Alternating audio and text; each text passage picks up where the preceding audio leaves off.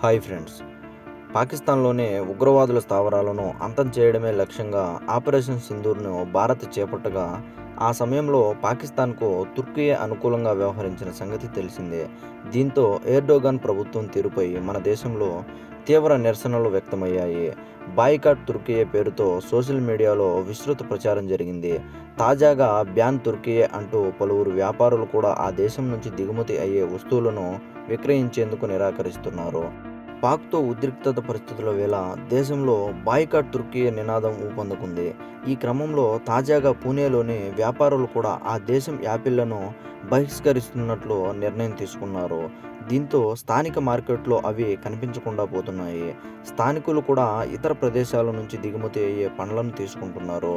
పూణే మార్కెట్లో తుర్కీ యాపిళ్ల season turnover 1000 నుంచి 1200 కోట్ల వరకు ఉంటుందని అంచనా.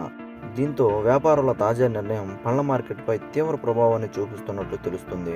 అయినప్పటికీ వర్తకులు మాత్రం దీన్ని ఆర్థిక నిర్ణయంగా మాత్రమే కాదని, ప్రభుత్వానికి, సాయుధ బలగాలకు సంఘీభావంగా చూస్తున్నామని పేర్కొంటున్నారు. యాపిళ్లను అక్కడ నుంచి దిగుమతి చేసుకునే బదులు హిమాచల్ ప్రదేశ్, ఉత్తరాఖండ్, ఇరాన్, ఇతర ప్రాంతాల నుంచి కొనుగోలు చేస్తున్నామని చెబుతున్నారు. మరోవైపు హిమాచల్ ప్రదేశ్కు చెందిన కాంగ్రెస్ నేత కులదీప్ సింగ్ రాథోడ్ కూడా తుర్కీ తీరుపై ఇటీవల తీవ్ర స్థాయిలో మండిపడ్డారు.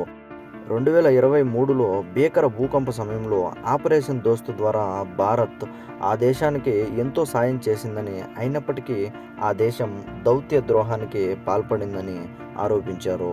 ఈ సందర్భంగా అక్కడి దిగుమతులపై నిషేధం విధించాలని డిమాండ్ చేశారు. Please subscribe Telugu facts channel. ఇలాంటి మరిన్ని వీడియోస్ కోసం మన ఛానల్ని సబ్స్క్రైబ్ చేసుకోండి. అలాగే పక్కనే ఉన్న బెల్ ఐకాన్ని నొక్కండి. నేను అప్లోడ్ చేసే ప్రతి వీడియోని నోటిఫికేషన్గా పొందండి. Thank you.